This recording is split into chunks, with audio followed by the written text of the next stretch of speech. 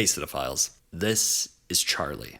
A 600-pound man with a binge-eating disorder who doesn't leave his apartment and teaches an online English course without turning on his webcam. Faced with a grim health diagnosis, Charlie attempts to reconnect with his estranged teenage daughter. Are you actually trying to parent me right now? Who would want me to be a part of their life? This is the setup for A24's The Whale, the latest film from cult favorite filmmaker Darren Aronofsky, and one of my personal most anticipated films of the fall. Well, I saw The Whale, and I don't know if I've ever seen a movie try harder to emotionally devastate its audience. For some, this will undoubtedly make for a potent and powerful viewing experience. For others, the myriad manipulative machinations at work will land somewhere on a spectrum between indifferent and irksome. As much as it pains this longtime Aronofsky stan to admit, I fall entirely in the latter's latter camp. One cannot begin to assess The Whale without addressing the titular metaphor in the room, Charlie, as played by Brendan Fraser. Despite being buried under 300 pounds of prosthetics, Fraser brings Charlie to full life with a wide range of reactions. I don't like this. This isn't a good idea. I'm sorry. You say you're sorry one more time, I will shove a knife right into you, I swear to God. Go ahead. What's it gonna do? My internal organs are 2 feet in at least.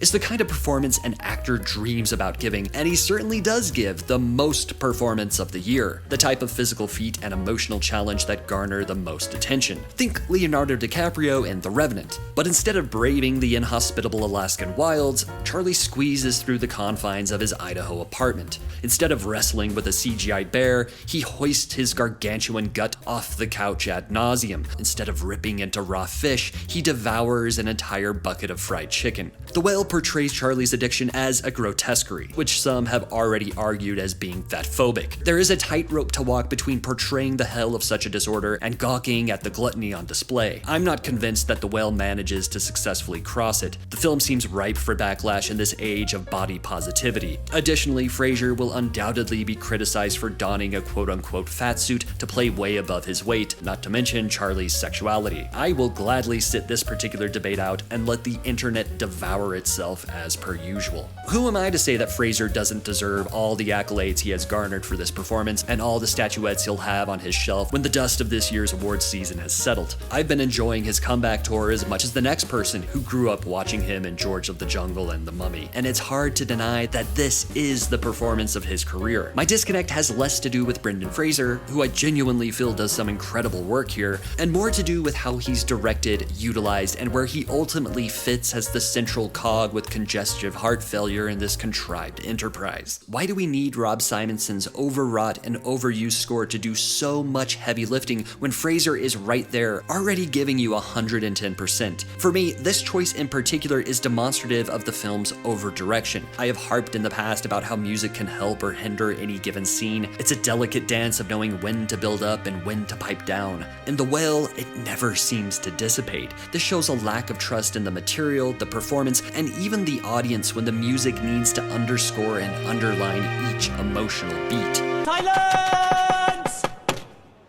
This is one reason I suspect The Page works better on the stage. But even then, I'm not sure if I would have been a fan of that production. This stage play turned screenplay, both penned by Samuel D. Hunter, is a victim of heavy-handed bookends, relentless repetition, shallow symbolism, relentless repetition, and charged exchanges as elevated as Charlie's blood pressure. One of the major players in the story is a Christian missionary played by Ty Simpkins, who knocks on Charlie's apartment door in the first scene of the film. Maybe it's my own experience as a proselytizing missionary, or simply that of a skeptical viewer, but for me, that character never felt like anything more than a foot in the door, forcing its way in to give Charlie and his daughter a means to their respective ends. Sadie Sink and Samantha Morton, who play Charlie's daughter and ex-wife, give shrewd and shouty performances that would feel more at home in live theater than in the movie theater. And then there's Hong Chow, who plays Liz, Charlie's visiting nurse and only friend. She actually gives my favorite performance in the film, as hers is the only one that consistently transcends the theatrical, opening a window shadow to something natural. Darren Aronofsky might be the most unsubtle filmmaker alive, and I have long been in his corner arguing that subtlety is overrated. His operatic tendencies, bravura filmmaking, and downright biblical stories have astounded me,